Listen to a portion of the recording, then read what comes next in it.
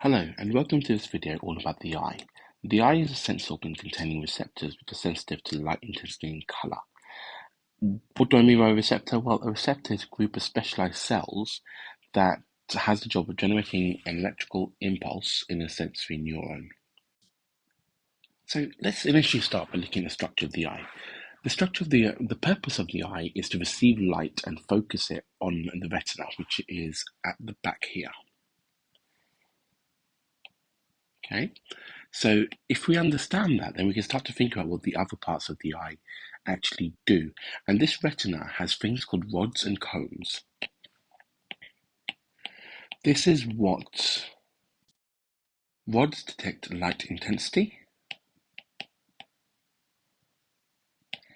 and cones detect color. So what do the other parts of the eye do? Well, the cornea here, that's responsible for refracting light as it first enters the eye. Okay. Then you have your iris here, and that will control how much light comes into the pupil.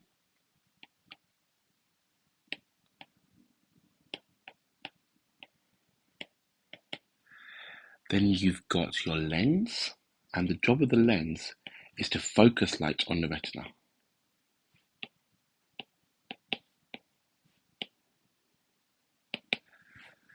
You've got the optic nerve, and this is basically your sensory neuron. So that will send an impulse down to the brain and central nervous system, and your pupil here. So pupil is basically just a hole that's lets in light. So how does the eye actually work? How does the eye actually allow us to see? So what needs to happen? Let's say we're looking at this object, right? So light from this object needs to hit your cornea, then your lens, and get focused onto a point in the retina here. That will then allow your retina, your rods and your cones, to generate an impulse, which can then be sent down the optic nerve to the brain. Okay, so that's how we actually see something. So we know now how we see something. So the lens has to focus light on the retina. Okay, so let's say that we want to focus on something either close or far. The word for that is accommodation. So what happens with accommodation? What you have to remember, the lens is actually elastic, and its shape can be changed by the suspensory ligaments if they become tight or they're loose. And those changes are brought about by your ciliary muscles. So basically, these are the bits we're talking about now. The ciliary muscle, a suspensory ligament.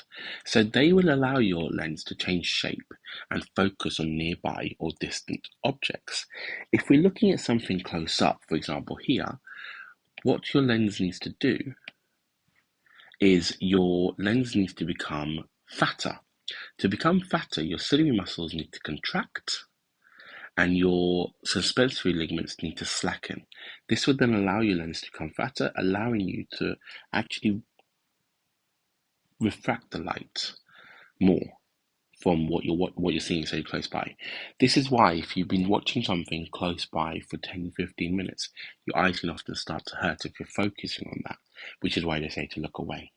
Now let's say I want to look at an object that's further away. Well, my lens doesn't have to work as hard.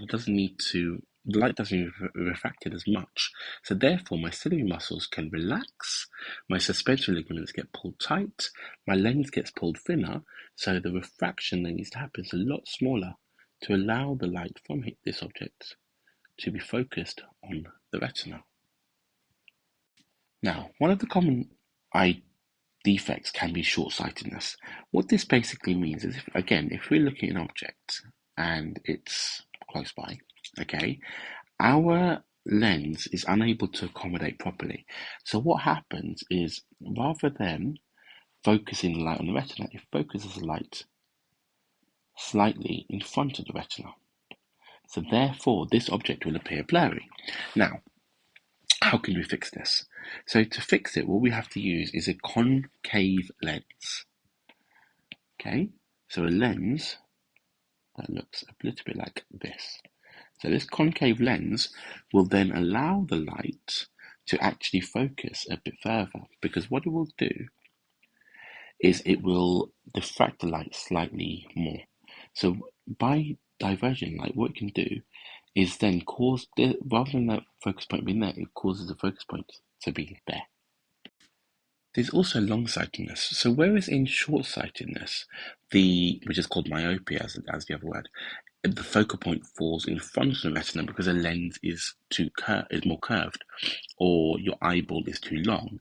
In long-sightedness, the lens is not curved enough, or the eyeball's too short. And so what it means is the refraction point actually falls behind the retina,